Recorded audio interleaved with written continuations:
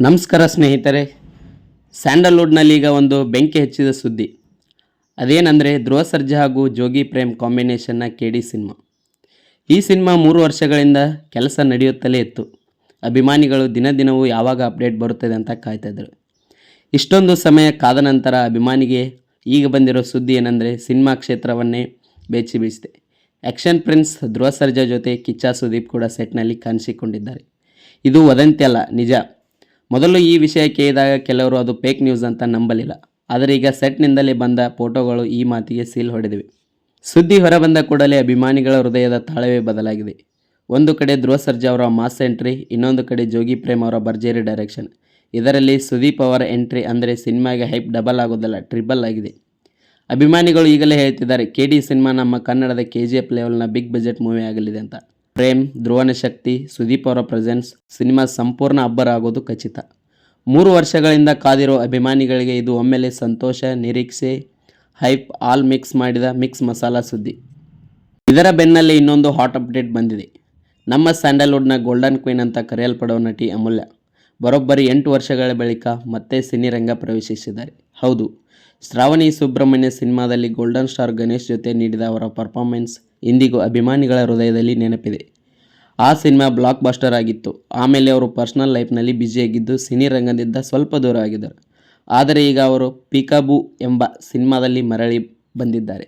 Director ಮಂಜು ಸ್ವರಾಜ್ ನಿರ್ದೇಶನದ ಈ ಸಿನಿಮಾದ ಫಸ್ಟ್ ಲುಕ್ ಪೋಸ್ಟರ್ ಮತ್ತು ಟೀಸರ್ ಅಮೂಲ್ಯ ಹುಟ್ಟುಹಬ್ಬದ ದಿನ ಬಿಡುಗಡೆಯಾಗಿದೆ. ಅಭಿಮಾನಿಗಳಿಗೆ ಡಬಲ್ ಸರ್ಪ್ರೈಸ್ ಸಿಕ್ಕಂತಾಗಿದೆ. ಅಭಿಮಾನಿಗಳು ಸೋಷಿಯಲ್ ಮೀಡಿಯಾದಲ್ಲಿ ಅಮೂಲ್ಯ ಮರಳಿ ಬಂದಿದ್ದಾರೆ ಅಂದರೆ ಇದು ದೊಡ್ಡ ಸುದ್ದಿ ಅಂತ ಹಂಚಿಕೊಂಡಿದ್ದಾರೆ. ಅವರ ಕ್ಯೂಟ್ ಎಕ್ಸ್ಪ್ರೆಷನ್ಸ್, ಇನ್ನೋಸೆನ್ಸ್ ಅಭಿನಯ ಅವರು ಸ್ಯಾಂಡಲ್ವುಡ್ಗೆ ಮತ್ತೆ ಬೇಕು ಅನ್ನೋದನ್ನು ಹೇಳುತ್ತೇವೆ. ಈ ಸಿನಿಮಾ ಹಿಟ್ ಆಯಿತು ಅಂದರೆ ಮತ್ತೆ ಅಮೂಲ್ಯ ಫುಲ್ ಫ್ಲೇಡ್ ಹೀರೋಯಿನ್ ಆಗಿ ಬರ್ತಾರೆ ಅನ್ನೋ ನಿರೀಕ್ಷೆ ಎಲ್ಲರಲ್ಲಿದೆ. ಇದೇ ಸಮಯದಲ್ಲಿ ಮತ್ತೊಂದು ವಿಶೇಷ ಸಂಭ್ರಮ ನಡೆಯುತ್ತಿದೆ. ರಾಜ್ ಬಿ ಶೆಟ್ಟಿ ನಿರ್ದೇಶಿಸಿ ನಟಿಸಿರುವ ಸೂಪರ್ ಶೋ ಈಗ 50 ದಿನ ಪೂರೈಸಿದೆ. ಇಂದಿನ ಕಾಲದಲ್ಲಿ ಸಿನಿಮಾ 1 ವಾರ ಹಿಟ್ ಆಗೋದು ದೊಡ್ಡ ಸಾಧನೆ. ಆದರೆ ಸೂಪರ್ ಶೋ 50 ದಿನಗಳ ಕಾಲ ಪ್ರೇಕ್ಷಕರನ್ನು ಕಟ್ಟಿ ಹಾಕಿರೋದು ಅಬ್ಬರಕ್ಕಿಂತ ಕಡಿಮೆ ಅಲ್ಲ. ರಾಜ್ ಬಿ ಶೆಟ್ಟಿ ಯಾವಾಗಲೂ ವಿಭಿನ್ನ ವಿಷಯಗಳನ್ನು ತರುತ್ತಾರೆ. ಅವರು ಹೇಳುವ ಕಥೆಗಳು ಸಾಮಾನ್ಯ ಕಥೆಗಳಲ್ಲ. ಒಂದು ಹೊಸ ತತ್ವ, ಹೊಸ ದೃಷ್ಟಿಕೋನ ಇರುತ್ತದೆ. ಇದೇ ಕಾರಣಕ್ಕೆ ಪ್ರೇಕ್ಷಕರು ಅವರನ್ನು ನಂಬುತ್ತಾರೆ, ಅವರ ಸಿನಿಮಾಗೆ ಹೋಗುತ್ತಾರೆ. ಕಂಟೆಂಟ್ ಇದ್ದರೆ ಸಿನಿಮಾ ಹಿಟ್ ಆಗುತ್ತದೆ ಅನ್ನೋದಕ್ಕೆ ಸೂಪರ್ ಶೋ ಒಂದು ದೊಡ್ಡ ಉದಾಹರಣೆ. ಇಷ್ಟೆಲ್ಲ ಸ್ಯಾಂಡಲ್ವುಡ್ನಲ್ಲಿ ಅಬ್ಬರ ನಡೆಯುತ್ತಿದ್ದರೆ ಬಾಕ್ಸ್ ಆಫೀಸ್ನಲ್ಲಿ ಇನ್ನೊಂದು ಭೂಕಂಪ ಮಾಡುತ್ತಿರುವ ಸಿನಿಮಾ, ಅದು ಮಿರೈ. ಕೇವಲ 2 ದಿನಗಳಲ್ಲಿ 50 ಕೋಟಿ ರೂಪಾಯಿ ಕಲೆಕ್ಷನ್ ಮಾಡಿರುವ ಸಿನಿಮಾ. ಫ್ಯಾಂಟಸಿ ಸ್ಟೋರಿ, ಅದ್ಭುತ ವಿಜುವಲ್ ಎಫೆಕ್ಟ್ಸ್, ಜಪಾನೀಸ್ ಅನಿಮೆ ಪ್ರಭಾವ ಆಲ್ ಸೇರಿ ಈ ಸಿನಿಮಾ ಪ್ರೇಕ್ಷಕರ ಹೃದಯ ಗೆದ್ದಿದೆ. ಇದು ಕೇವಲ ಒಂದು ಸಿನಿಮಾ ಅಲ್ಲ, ಇದು ಒಂದು ಗ್ಲೋಬಲ್ ಎಕ್ಸ್ಪೀರಿಯನ್ಸ್. ಇಂಥ ಸಿನಿಮಾಗಳು ಕನ್ನಡಿಗರಿಗೂ ಹೆಮ್ಮೆ ತರುತ್ತವೆ. ನಮ್ಮ ಸ್ಯಾಂಡಲ್ವುಡ್ ಕೂಡ ಅಂತಾರಾಷ್ಟ್ರೀಯ ಮಟ್ಟದಲ್ಲಿ ಸಿನಿಮಾಗಳನ್ನು ತಯಾರಿಸಬೇಕು ಅನ್ನೋ ಚರ್ಚೆ ಇದೀಗ ಕೇಳಿ ಬರುತ್ತದೆ. ಒಟ್ಟಿನಲ್ಲಿ ನೋಡಿದರೆ ಸ್ನೇಹಿತರೆ, ಒಂದು KD ಕಡೆ ಸಿನಿಮಾದಲ್ಲಿ Dhruva Sarja combination hype create ಮಾಡ್ತಿದೆ.